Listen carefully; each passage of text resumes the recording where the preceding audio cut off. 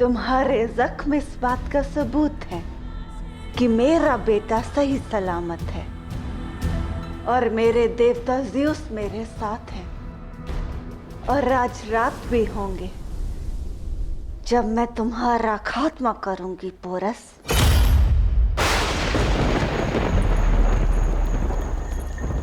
लगता है भारी वर्षा होने वाली है। तट के रक्षकों से कहो कि तट का द्वार बंद रखे और सब सावधान रहे।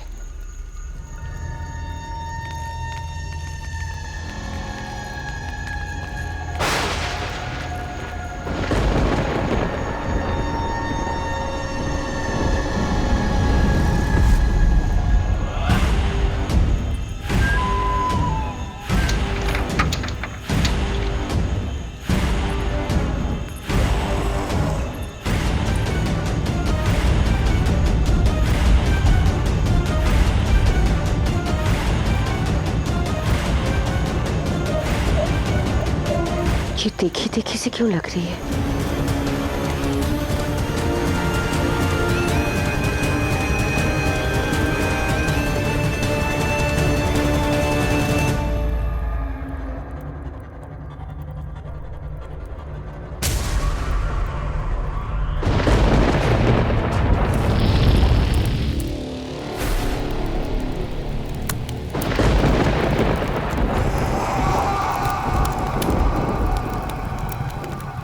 लाची!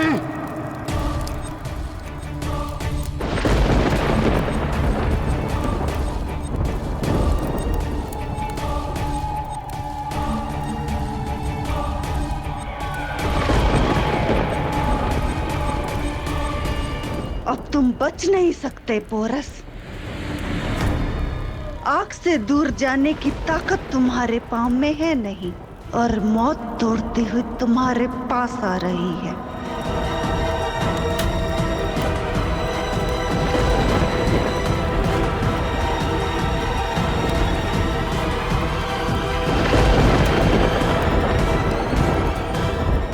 अब खेल खत्म हुआ पोरस। अलविदा।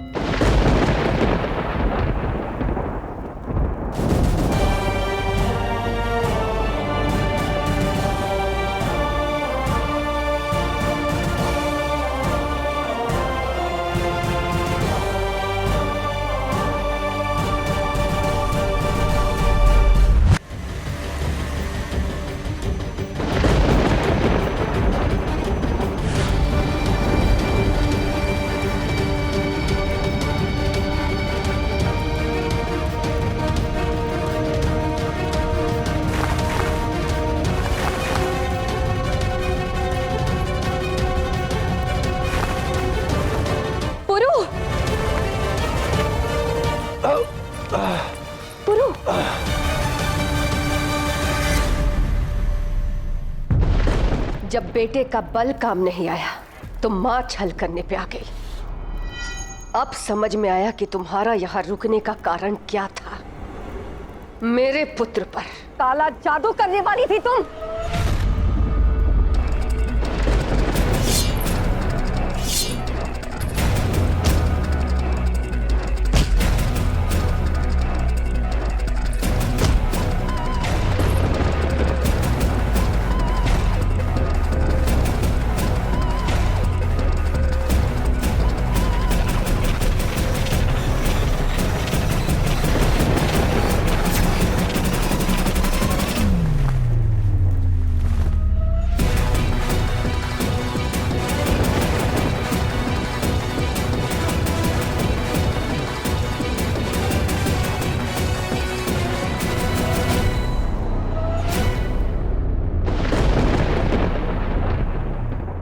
अब तुम्हारा खेल समाप्त हुआ ओलंपिया।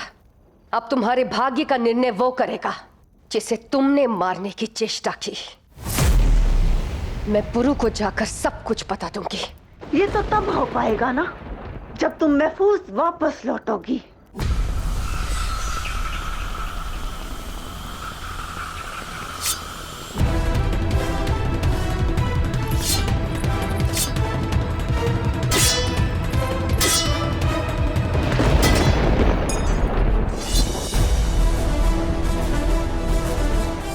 हम भारतीय अतिथि को देवता मानकर उनकी सेवा करते हैं, और यदि उसी देवता के मन में मैल आ जाए तो उसे घर से बाहर जाने का मार्ग भी दिखाते हैं। तुम भी जाओगी, परंतु पुरु से अपने किए का दंड पाकर।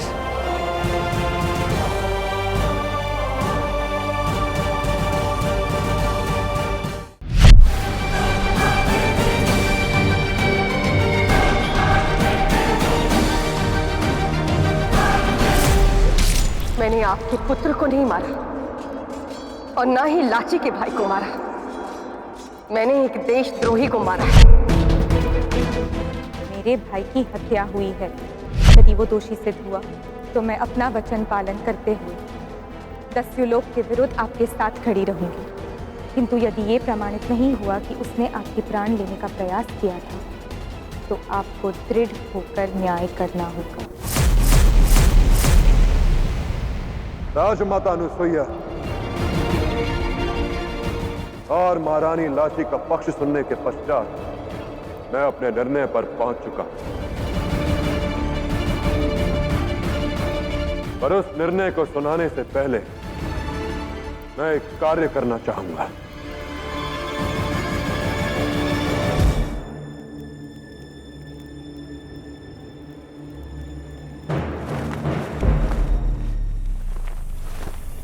ये पगड़ी राज्याभिषेक के समय मुझे महाराज बम्मी ने सौंपी थी। इस पगड़ी को धारण करने के पश्चात कोई भी व्यक्ति न्याय सुनाते समय पक्षपात नहीं कर सकता। और मेरे सामने एक और मेरी मां है, एक और मेरी पत्नी। इसीलिए पौरव नरेश की इस पगड़ी का मान बनाए रखने के लिए कुछ समय के लिए मैं इसे उतार रहा हूं।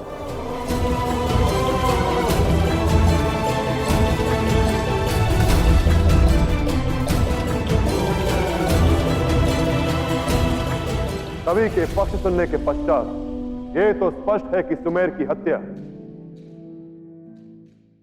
मेरी मां के हाथों हुई। यह सत्य है कि पौरव राष्ट्र के संविधान के अनुसार एक राजा की आज्ञा के बिना किसी पर भी शस्त्र उठाना निषेध है। आज तक अनुसुईया ने जो कुछ भी किया पौरव राष्ट्र के हित में किया।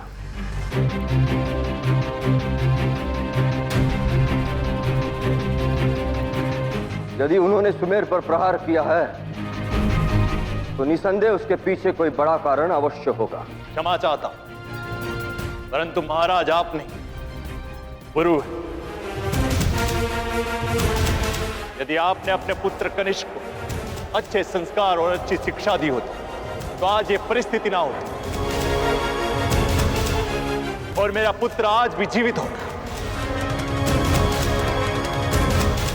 आप एक पिता के रूप में अयोग्य थे, इसी वजह से मेरे पुत्र को अपने प्राण खोने पड़े। दस्युराज, बस!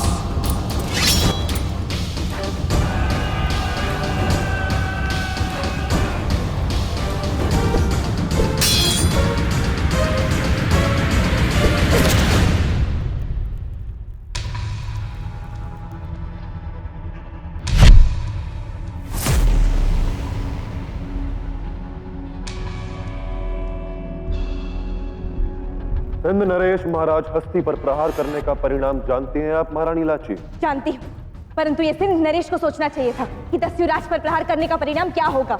यदि मैंने आपका प्रहार रोका नहीं होता तो महाराज हस्ती अब तक जीवित नहीं होते। और यदि मैंने महाराज हस्ती का प्रहार नहीं रोका होता तो मेरे बाबा जीवित नहीं होते। क्या प्रहार करने से पहले आपने मेरी अनुमति ली? अनुमति लेने का समय नहीं था। यदि अनुमति लेती तो मेरे बाबा के प्राण चले जाते। ठीक यही मेरी माँ ने भी किया था मेरे प्राणों की रक्षा करने के लिए।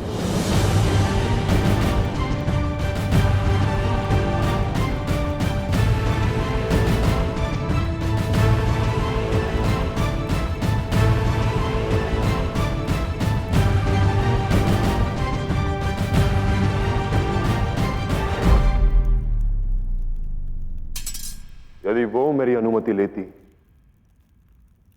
तो सुमेर मेरे प्राण ले चुका होता।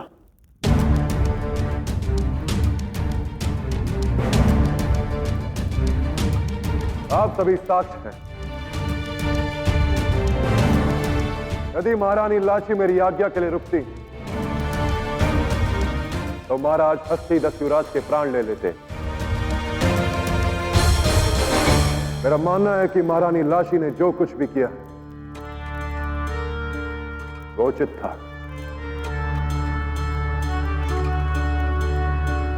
तो क्या मेरी मां ने जो किया वो अनुचित था?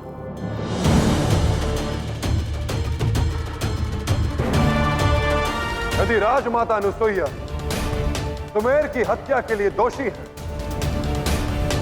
तो उन्हें उस अपराध के लिए क्या दंड मिलना चाहिए यह निर्धारित है।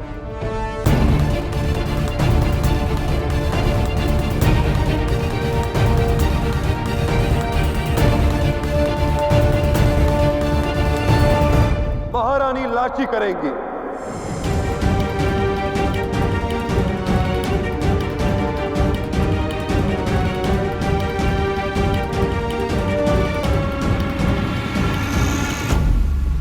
और अब अपना निर्णय सुनाने से पूर्व एक और सत्य है जिसे मुझे स्वीकार करना आवश्यक है,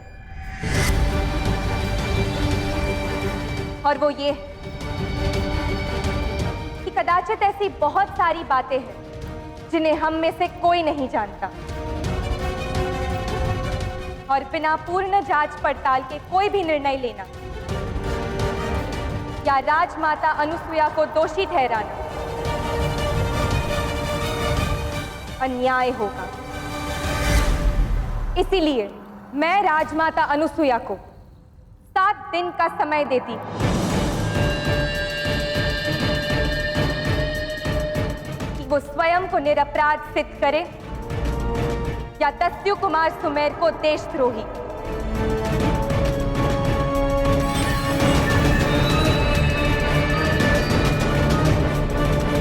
और यदि उन 7 दिनों के बाद वो स्वयं का पक्ष सिद्ध नहीं कर पाए तो उन्हें दस्यु कुमार सुमेर के अपराध में दोषी माना जाएगा।